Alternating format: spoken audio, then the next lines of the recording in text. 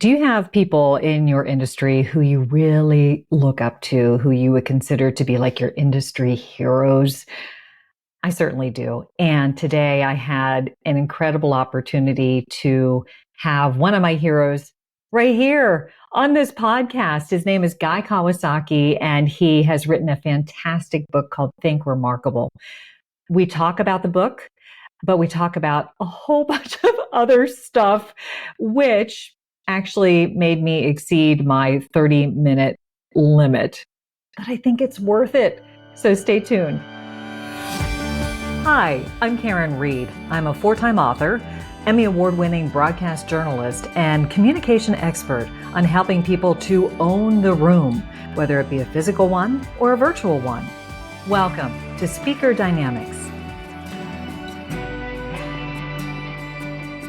Guy Kawasaki, thank you so much for being here today.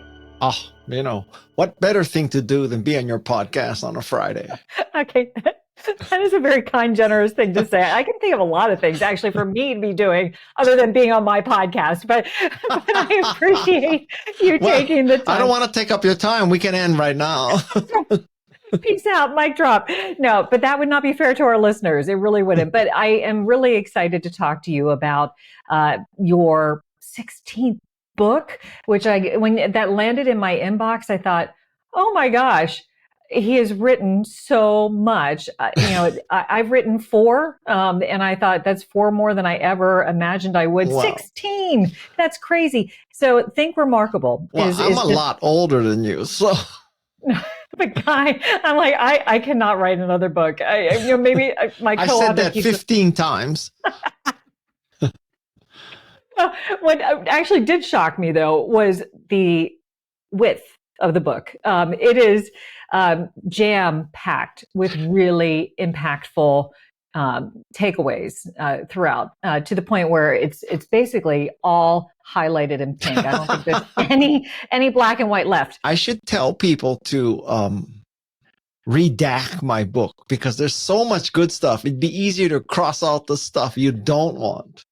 I agree. I think that's actually a brilliant idea. And it honestly, I was telling you in our pre-call that I was reading it to my kids because there's stuff in there for every situation. Well, my children Karin, I hate to tell you, but the goal is for you to buy it for your kids, not read it to your kids. Okay, just FYI. That can happen as well. Okay. They need to get out of the house first, and then I can say, look, here's your present. Don't you love them enough to give them their own copy? I guess I do. That's true. That's true. But a parting gift sounds like a good idea as well. But take this. See you later. Tell me when I have grandchildren. Exactly right.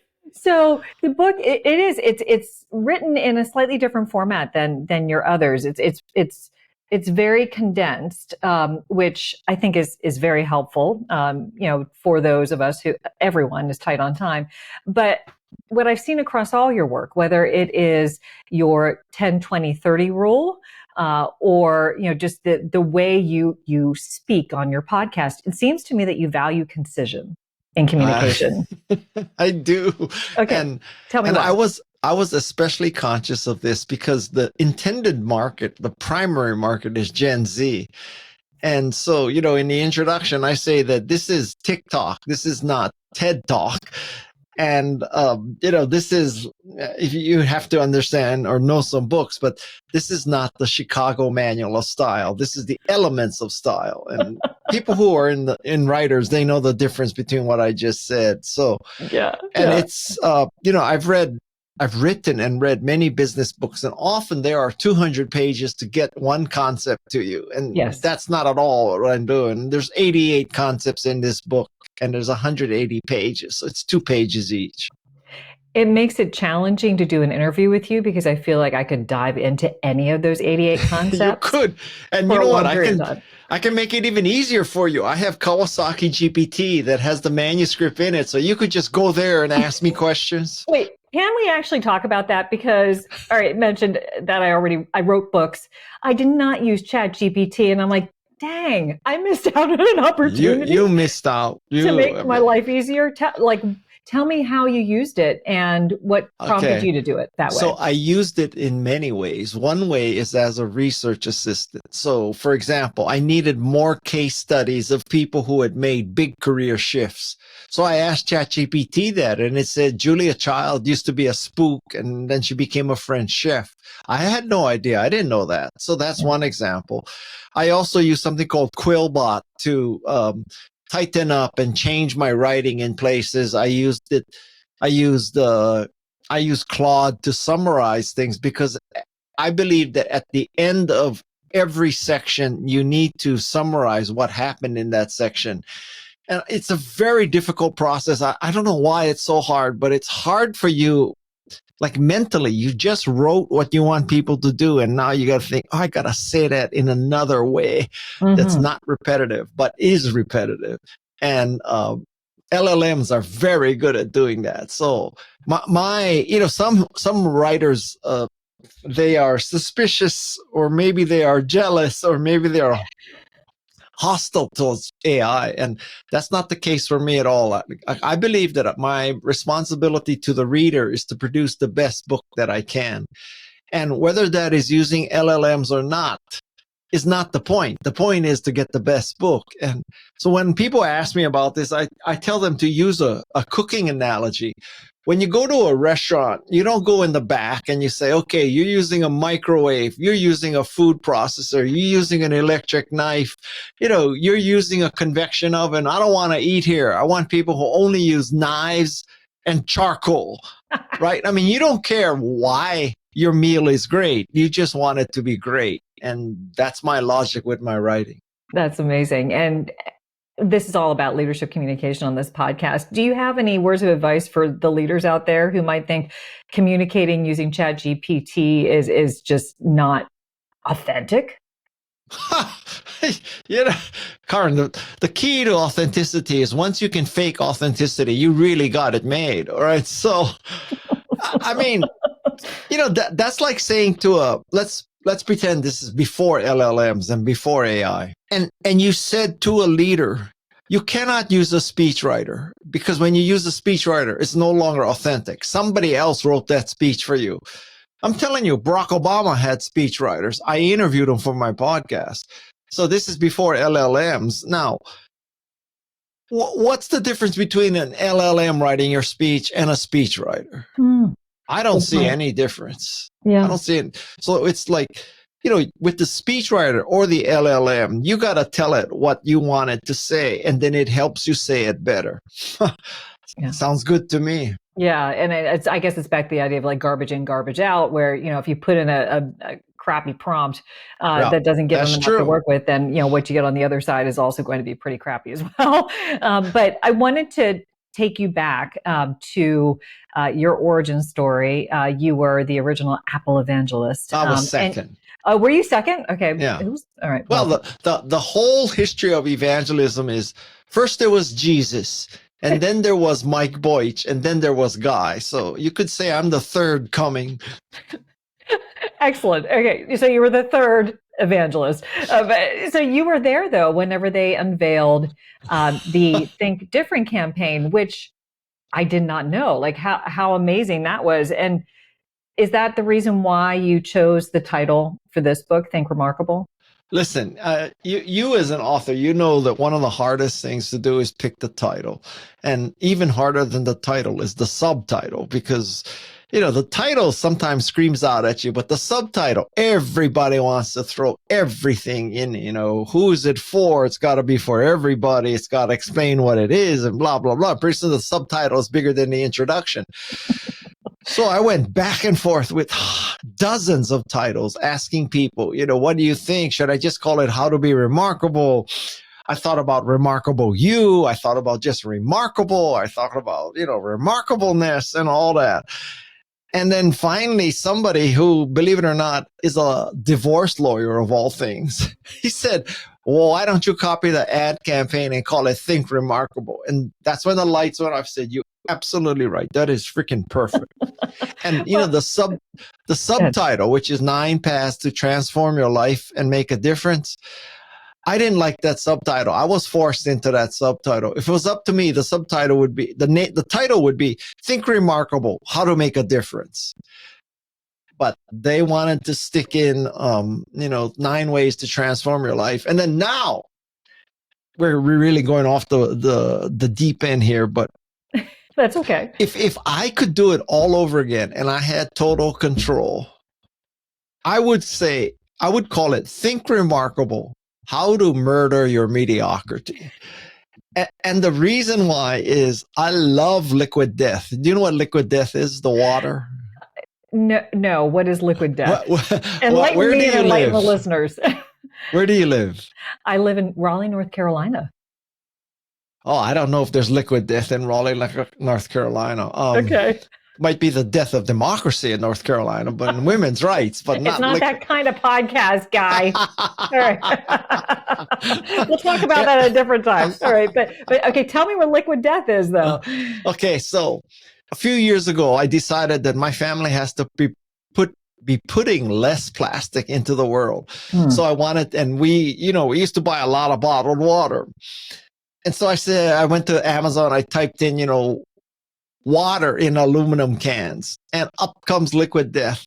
And so I buy a case and I loved it. It's a very subtle taste, and it's in cans. You'll love this because you have kids in their 20s. It's in cans that look like beer cans. So when you're at a party and you're drinking liquid death, most people would think you're drinking beer, but you're drinking water. And if you don't believe me, you go buy a case of liquid death. Amazon has it. I subscribe to liquid death on Amazon. You go buy a case of liquid death, you open it up, and you go driving holding that can. And I guarantee you in North Carolina, you're going to get pulled over. I guarantee you. And I'll say, Guy Kawasaki made me drink this. That's right. That's right. And they're going to say, who? Right. So, so now, wait. So I got to tell you. So now, Liquid Death's corporate slogan is "Murder Your Thirst." And I thought, that's kind of a very memorable thing. So I was like, wow, I love that concept of marketing, this kind of slightly bizarre, macabre marketing. I said, I'm going to say "Murder Your Mediocrity." So that's how I got to that. I really like that subtitle. If I were on your list of editors, I would have been like, Guy, that's perfect. Do that. But I understand. I understand why. But can I tell you? Okay, going further off into the weeds. Yep. So when I started, making speeches, and I would call it "How to Murder Your Mediocrity," I really thought right away I would get a lot of pushback from people who said, my grandfather was murdered. It's PTSD. You're bringing back murder into the vernacular. It's ruining, it's negative. It's violent. It's, you're whatever, right? And in all the exposure of how to murder your mediocrity and all that, I've had one person say that. Now that doesn't mean that nobody else thinks that. Yeah. But I'm telling you, like rational, intelligent people like you, they come out and say, that is a great name of a speech.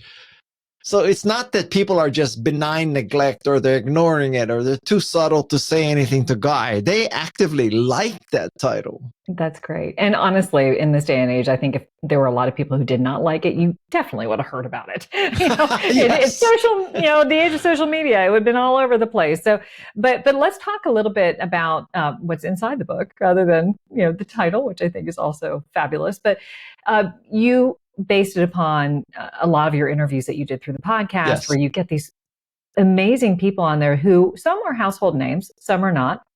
But what do you feel like is like the one thing that makes them remarkable? What is kind of like the guiding principle for those who... Well, believe it or not, the way I structured the book into 3 pieces, which is growth, grit, and grace. Basically, that's the common points. That after interviewing more than 200 people, they all had the growth mindset. They were willing to learn new things. And part of the growth mindset is, if you're willing to learn a new thing, you got to be gritty, because it ain't going to be easy. And then towards the end of their lives or careers, or after they achieve some success, they quickly turned into this kind of grace and graciousness mode where they wanted to pay back society. So the three common points are growth, grit, and grace. And I love tricolons and I love alliteration. And I think one of the heights of my writing career is to come up with a tricolon, alliteration, and not just the first letter alliteration, but the first two letters. Growth, grit, grace. Yeah. Yeah, growth, grit, grace. Now, okay, it's impressive. When I die, I'm going to call it growth, grit, grace, and grave. I have a 4-colon. I'm going to have a 4-colon. The penultimate alliteration. That's right. That's great, Guy. And you have amazing examples throughout, and some of them really did stand out to me. Obviously, Jane Goodall, who wrote your foreword, and how do you think she still exudes such humility, even with the profound influence? Let me tell you something. I just went to her birthday party 2 weeks ago, and she's 90 years old. She travels 300 days a year. I don't understand. I mean, and when I say travels 300 days a year, it's not like she's Taylor Swift and she's catching a Gulf Stream between, from the Super Bowl to the Ritz-Carlton. She works so hard, and I think she is the most remarkable person alive today. I seriously do. Yeah. And, man, it was just a blessing. It was just like blind dumb luck that she agreed to write the foreword. We are friends, but still, there are friends and there are friends, right? And she agreed to write the foreword, and then I did this free course for Canva about how to be remarkable, and she recorded a video for that course from Africa for me, and how did I get to deserve this? I don't know, but you know what? I'm taking it. Well, absolutely. But one of the things that you also said that I thought was really a valuable lesson is you said becoming remarkable isn't the objective for remarkable people. Tell me a little bit more about that. So I think that in the age of many self-help books and self-help people, that the concept is you can read this book, not this book, but a book. You can read a book and you can reposition yourself, rebrand yourself, and then convince people that you are remarkable by doing you write white papers, you write books, you speak at TEDx. These are the techniques to become perceived as remarkable. Mm-hmm. And I got to tell you, there is nothing in that book that says, go give a TED talk. There's nothing in that book that says, go write a book. There's nothing in that book to go reposition yourself. I think all of those are putting lipstick on a pig. Okay. So my concept is that if you want to be remarkable, the way you do that is you make a difference. You make the world a better place. And if you make the world a better place, maybe it's because you made a great computer, or maybe because you figured out that chimpanzees have a social life, or maybe because you make great paintings. When you make a difference, then the natural outcome is people will think you are remarkable. And listen, I know Jane and I knew Steve, and I would be astounded if ever in their life they woke up and they said, how can I make people think I'm remarkable? Yeah. That kind of shallow, ego-driven thinking, it's not in their book, so to speak. Yeah. So if you want to be remarkable, just freaking do good and make a difference. You're my first person I have to beep, Guy. Yeah, okay. I'll tell you another great story then. I'm going to give you another beepable moment. This is a great story. Okay.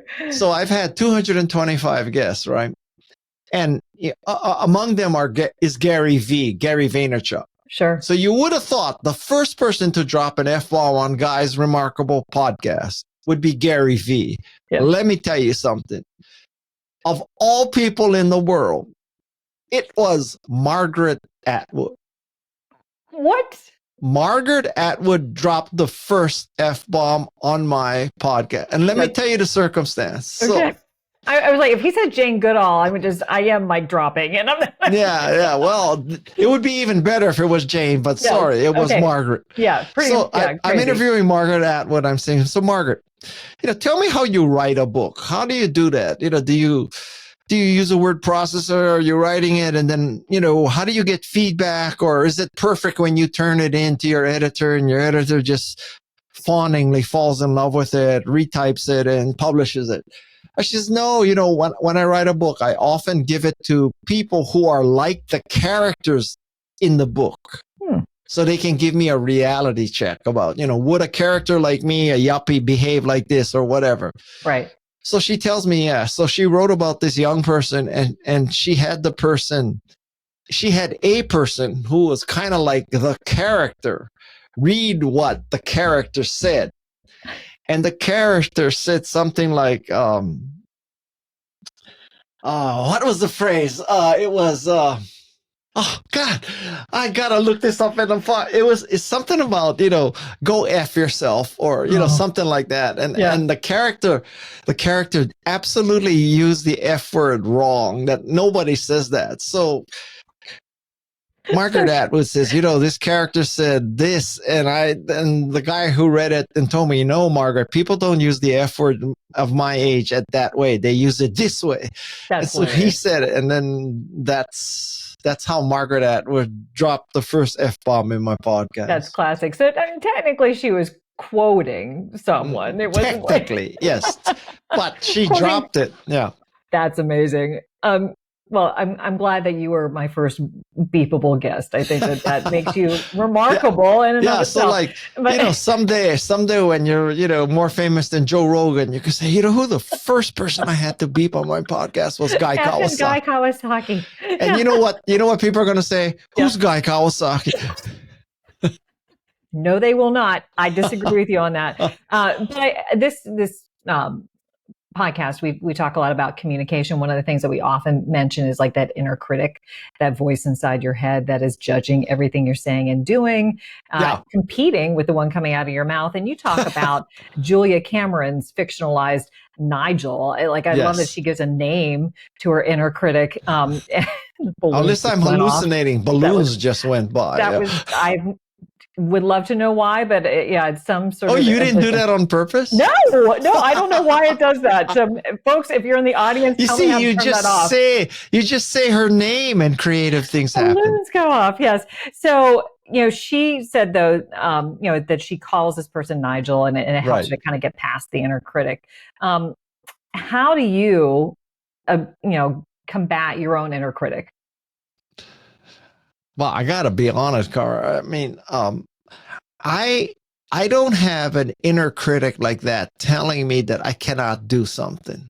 Seriously. Okay. I have an inner critic in me telling me that, well, let's take surfing as example. I am the most critical person of my own surfing that I know. I know everything that I've done wrong, and I'm trying to fix so many things.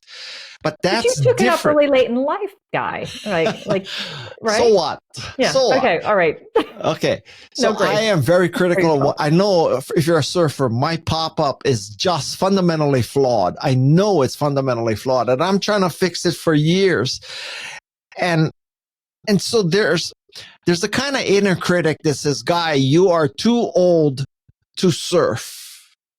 I don't have that kind of inner critic. Obviously, I took up surfing at 60, but I have the kind of inner critic that says, Guy, your pop-up sucks. So this is a different kind of critic. You could have a critic that says, you don't have a PhD in English. You have not taken a course in writing. You cannot write a book. That's Nigel, right? That's the kind of inner critic that can stop growth. But there's another kind of inner critic that says, listen, your book, it has too many adverbs. It has too many adjectives. You use the passive voice too much, right? So, the writing is not clear. And you use just overused metaphors and similes. So, you have passive voice. You're using you're saying it was a dark and stormy night. Well, that is like a meaningless phrase at this point. And so, there's that kind of critic. And I think that kind of critic is actually good. Yeah. So, Yeah. Just makes so it my better. advice, listen, my advice, if you're dealing with Nigels, then obviously you read Julia Cameron's books. But there's also a book called If You Want to Write by Brenda Ullin. And she talks about if you want to write. Now, this is not just for writers. It's also for any creative task. So if you want to be a photographer, if you want to be a movie maker, if you want to be a surfer, just surf, just write, just make movies. It's Brenda Ullin's book changed my life. Yeah. So speaking of the surfing metaphor, and seriously, I promised people that it'd be 30 minutes or less, and this is like flown by. But you talk about the idea at 24:49. Relax. Yeah, but I have more things to ask you.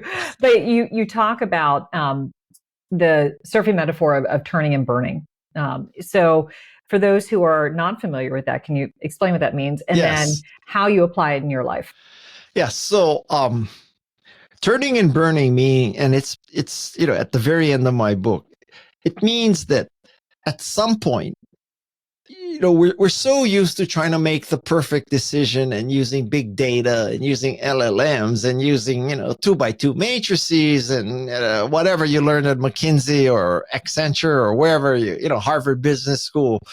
At some point, Wayne Gretzky, or attributed to Wayne Gretzky at least, is a quote that you don't score 100% of the shots you don't take. Same thing is true of surfing. You don't catch 100% of the waves that you don't turn and paddle for. So at some point, if you want to make a difference, you just have to turn and burn. In other words, you have to turn and start paddling, and you have to actually do something as opposed to thinking about doing something. Right. And then the last thing I cover there is I say, like we spend too much time making the right decision. What we should do is make the decision right, which is very different, which is to say that it's impossible to make the right decision I think in most cases in life. So what you have to do is you take your best shot, you turn and burn, and then you make your decision right. That's the key. Yeah, I love that. And what would you say was your best example of turning and burning? Well, I surf every day, so I can tell you 20 times. Okay, outside of surfing, but like in your professional life, like what's one where you're like, yeah, I'm glad I turned and burned on that one. Well, podcasting. I took a podcasting. I took a podcasting 5 years ago, and podcasting is 10 years old. So I was a late comer, and I just fell in love with the concept, and I fell in love with the advantage of podcasting over writing books. Ironically, I took up podcasting figuring I'll never write another book again. But then this podcast led to writing another book because I got so much material in my podcast that I figured out that, people aren't going to listen to 250 hours and read 5,000 pages of transcripts. So I have to shift from the podcast to the book. Although I shifted from the book to the podcast to give up books. Oh, the irony. But the irony. But I imagine that what you get joy out of is how much you can learn from all the amazing people you have on your podcast. I mean, I feel like this is a very selfish thing that I'm doing right now. Yeah, I'm giving it out to the listeners, but like the idea of being able to sit in a room with you and talk is just amazing. Do you get that sort of thrill when you are in the studio with the people on your podcast? I think for me, the thrill of podcasting is that I feel like I am so blessed and so lucky that if you drew a circle of people who have the ability to get to someone like Jane Goodall, I'm in that circle. There are few people in that circle, but I am one of them. I can get to Jane Goodall and Neil deGrasse Tyson and, Steve Wozniak. And then you draw another circle, and that circle is you have the life experience to know what to ask those kinds of people you have access to.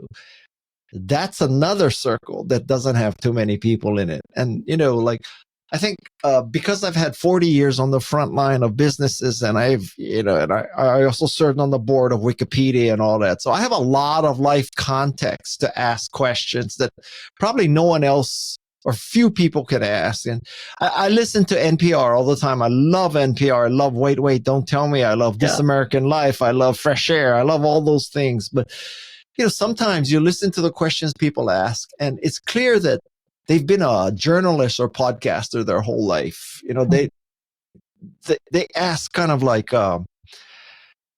sometimes you listen to the podcast and you hear the podcaster say, so you saw your mother kill your father when you were 10 years old. And when that happened, you were in the room and you were covered with blood.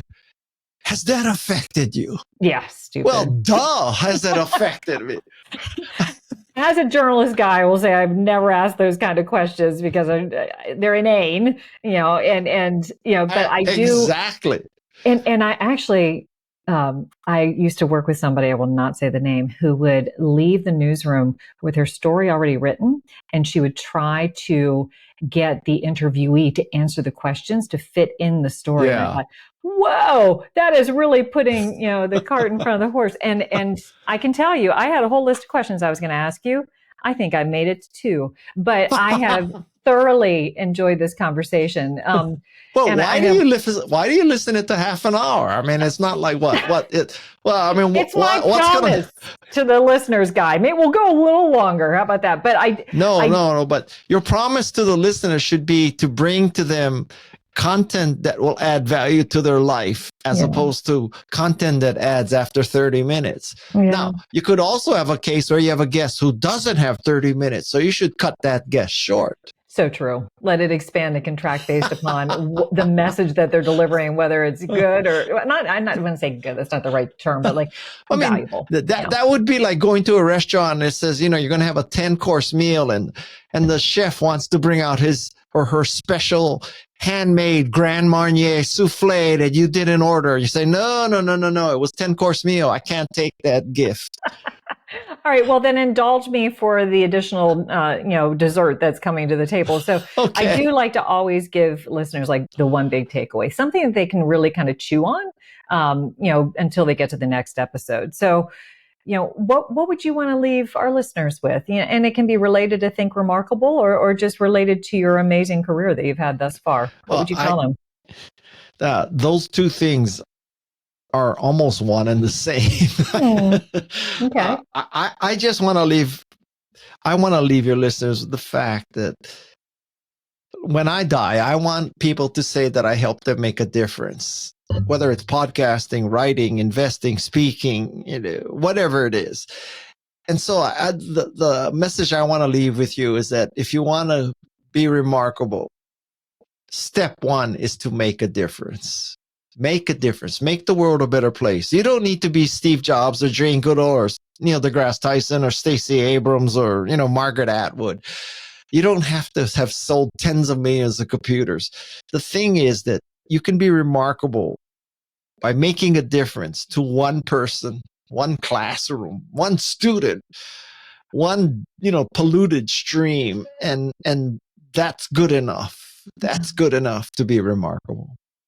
I love that. Thank you. I always think about just wanting to be a force for good, right? And I tell that to my kids, just be a force for good, wherever you are, in ways big and small. And I feel like you've demonstrated in this book so many ways that people have been forces for good. Can I give you one thing for your kids? Yes, because I'm expanding this based upon the value of the content for my listeners. Yes. Yes, and your listeners will thank you for it. Okay. So all you listeners who have kids in their, late teens and 20s, I'll give you career advice for them. My career advice is that you should tell them that what they need to do is make themselves indispensable. Because when you are indispensable to a company or a person, you get more responsibilities, you get more opportunities, you get more exposure. Everything flows from that.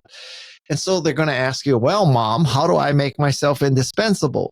And you give them two answers. Answer number one is you just keep showing up, because most people don't keep showing up. Right there, you you're ahead of 90% of the people. Right. The last 10% is I'm going to have to get your beeper out again. You just do the that nobody else wants to do. So you keep showing up and you do the nobody else wants to do. You will be indispensable. And I'm telling you, over the course of your career, you will succeed with that attitude. Thank you. I think it's great advice. You actually allude to some of that in your book. That's the section I read to my kids last night. Literally. So I'm glad that you were able to share that with the listeners as well. Guy Kawasaki, I wish you all the best with this book and everything else you do.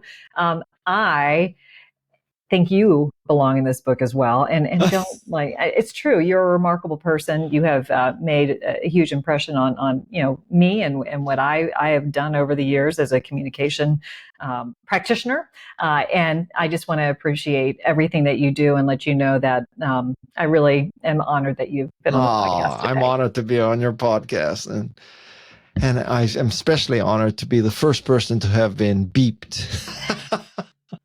All right. Have a great weekend. I'm going to go surfing. Thank you, Guy. All right. Bye-bye. Thank you.